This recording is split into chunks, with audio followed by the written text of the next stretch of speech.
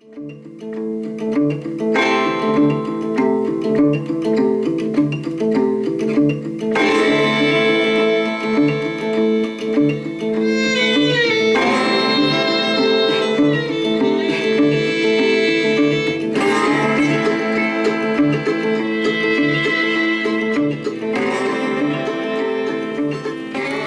good morning. It's a bright and breezy morning, but it was a bloody cold night, and it was very stormy for a while. The doors opened despite being bolted. This is a different bolt that's been put on since the last time I was here, and it's not as good.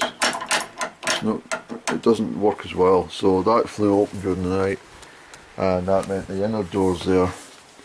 So it was quite a chilly night. I slept alright. The moon was beautiful. I sat and watched the moon for a while, and then when I was sleeping I came round to this angle and it came right in through the the windows there, and so the whole room was illuminated, keeping me awake for quite a while. But it was more the cold that was a problem, and also the coffee. We had coffee quite late, and that tends to keep my brain active. But nevertheless, I got sufficient Crieff. I woke at 7, but I just thought I'd doze for a little while. There's no point in getting up too early. I've had my coffee, second cigaretto, and I'm packed up almost, just my boots to put on and a couple of other things to pack away, and then it's me ready for the 12-mile hike back the way. But it's cold, very cold in that wind. I can't believe it's April. It's more like bloody, well, I've felt warmer weather in the winter. So it's still pretty gusty. See it in the reeds there. These reeds make excellent pot washers and stuff. I cleaned out my soup pot using the dry grass, and it's spotless. Yeah, so my body's still quite cold from yesterday. I had to walk quite a bit of the way just down my t-shirt because I don't want to get too hot. But with the wind catching you, it chills the body quickly. And the worst thing was my right hand fingers, where I'm holding the staff. The circulation wasn't getting through to the fingers for a good hour last night. This is all part of it's not a moan, it's just a case of this happens. But who would rather be anywhere but here on a beautiful morning? Makes it all worthwhile. You're standing in the middle of the Central Highlands, and it's the only person in the whole place. So that makes for good, doesn't it? Alright, so I've given things a bit of a sweep up inside and left everything neat and tidy. The fire burnt well last night. Coffee good this morning. It's bright and cheerful, but it's cold. Cold wind. Pretty severe wind chills. I've got my hat and stuff on. I've got my big waterproof gloves, which I'll put on shortly. But that's me from Ben Alder again.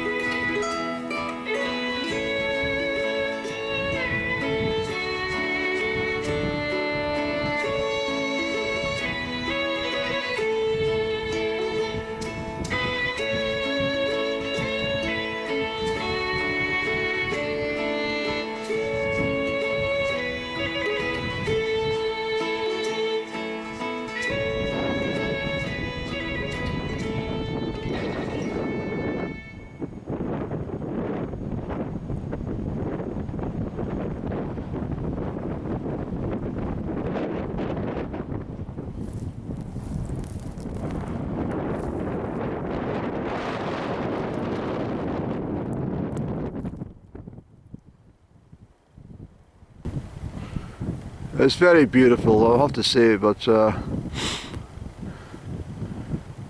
I don't think I'd like to be caught up here in a January blizzard. Definitely not. Definitely not. I only met one person yesterday, he was a cyclist. And he was going to stop at Ben Alder for a cup of tea in the afternoon, but we had a bit of a chat and stuff, but I think that's his cycle tracks there. Could be mistaken, but hell, getting through this lot on a bike. Bad enough trying to walk it with the big chameau French waterproof boots. But they have the posts which light out just to let you see where the route is. They're pretty well weathered posts, but nevertheless they're very useful. And I couldn't see them on that night. In fact, there was a deer fence down at the bottom, and I can't remember seeing any mesh. I can only remember seeing the posts illuminated against the torchlight, but not any of the mesh. But that is the whole bloody area that I walked through. I mean, from the other side at the loch side. Horrendous. I'm sorry to keep going on about it, but as I said, it's a huge part of the makeup of people and their own experiences. Well, that's one of mine, which is rubber stamped in the big book of life. The wind's dropped here, so I'm pleased at that. So we'll see how we get down past the fir trees, and if it's not too bad, I'll de-layer. No point getting too hot when you're walking, you see. Well, I've been walking for about an hour, got through all that bog. There's another boggy stretch which takes you right to the end of the Scots pine trees, so it's not out of the woods yet, no pun intended. But I just thought, we're not a race against time, Andy. We're not out on a challenge, so I thought we'd just enjoy a few moments here by the sands beside Loch Eric, because well, obviously a lot of people use this rather than go through the bog. They've also got to see lots and lots of vintage footprints in the sand. Some more fresher than others, but so that's what they must do. It can't all be a toilet stop along there, I don't think so. That's another thing I left. I left some, what do you call it, these plastic gloves. Oh, I can't remember the name of the bloody thing. But just for hygiene for people, I left a pile of these gloves because they're useful. One, keep your hands clean when you're doing the fire, as long as you don't melt your hands. But for the ashes and stuff, it's just because you have to use a valuable water which you need for drinking and cooking with and stuff, so making coffees and teas. So if you've got these gloves on, that keeps your hands clean, sort of, you know. Hygiene is very important, of course, no matter where you are. But this is gorgeous, and I've still got my outer layers on, but I'll be able to remove these shortly. Probably when I get along to those trees, actually, I'll de-layer everything, and then we'll get that march. Still got a long way to go. Rannoch's way down that way, so you know, where my car's parked is a long way to go. But I thought, well, I'll see how things go, but I might, if we get back to the car at 2 o'clock, for example, I might pop along to the Rannoch station and see if the coffee and sausages are still on the go. I'll see what I feel like. So just lovely sitting here, not a soul in the world, just me. Alright, so good progress, Andy. And we're going to take time down at this sandy beach. It looks wonderful. That's us out of the bog and onto the track now. And yesterday it was quite dismal at this point. At 5 o'clock yesterday it was raining. So let's enjoy. I think we'll go and sit over that rock, and I think we'll have a cigaretto, Andy. I think we deserve one after that haul. Yes, why not?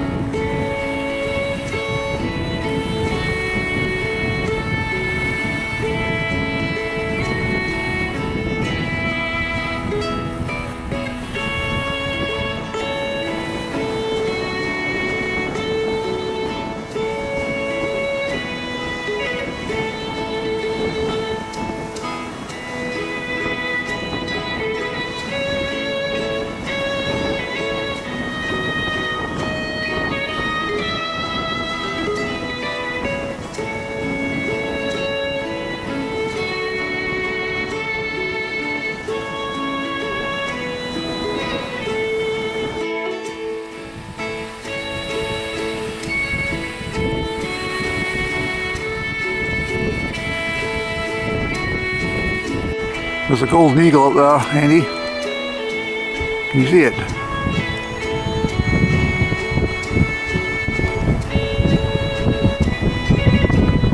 Don't know if I can get that on camera or not. The golden eagle.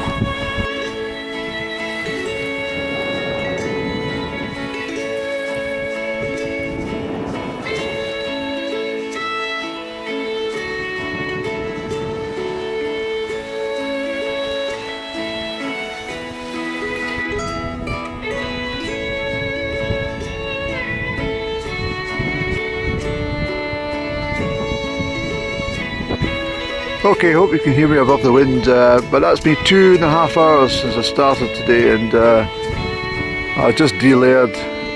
It's 10 minutes to 12, almost high noon, so a good time to take off, and then we'll be out of that wind shortly once we get into the forest. So that's really the last view of Loch Erich today. It's been a marvellous time. I just took my time around about the little sandy coves and beaches and stuff. It's just beautiful. So I'll push on now, and I'll give myself what? I think we'll make the car by 2 o'clock, Andy.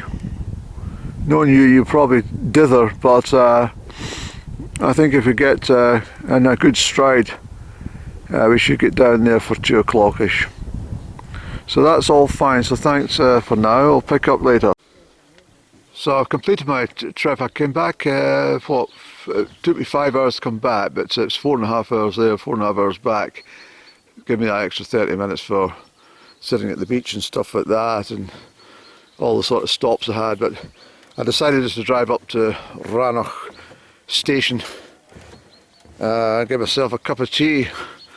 The weather turned extremely warm after that cold start, so it's very pleasant for everybody who's out and about today. So I'll put camera off and go and get myself a cup of tea and see if they've got any filled rolls with something. I haven't eaten today, so I better get something. It's 2:30. I just thought it would be a nice way to finish off my trip up to Ben Alder and up to Rannoch station for a beautiful coffee. It was delicious. A mug of steaming hot real coffee with a fabulous bacon roll. The chap even said, we've not got much bacon, but we'll give you what we've got, and we'll knock something off the price. I said, oh, don't bother with that. I said, I'm not going to miss a couple of rashers of bacon. He says, no, I insist, we'll make it cheaper. I said, well, I'll tell you what, give me some carrot cake, and I'll take that away with me, and we'll just make it a round figure, shall we? So he said, £11.85. Well, that's the first time £11.85 became a round figure for me. I think it was worth every penny, because I was famished and definitely needing some caffeine at the time, and certainly looking forward to the carrot cake tonight when I get home. But I thought, let's stop off at the Episcopalian church here in Kinloch Rannoch. It's not my church, I'm afraid, and what I discovered is if the church is closed, you go into the hotel nearby. So the chap kindly gave me the keys just for access, so I'm delighted. So I'm going to sit down and have a prayer. We all worship the same God after all. But the Episcopalians are, well, they're more connected to the Church of England, aren't they, than the Church of Scotland. But nevertheless, that's all right. Beautiful church though. Lovely to be inside. Absolutely gorgeous. That's the strange thing with stained glass windows, Annie. From outside they look very dull and grey on most days. But when you enter and the sun's shining, they show their magic. If you looked from the outside, that would probably look just like a very pewter grey, non-existent type window. But look what happens when you appear inside the church. Wonderful.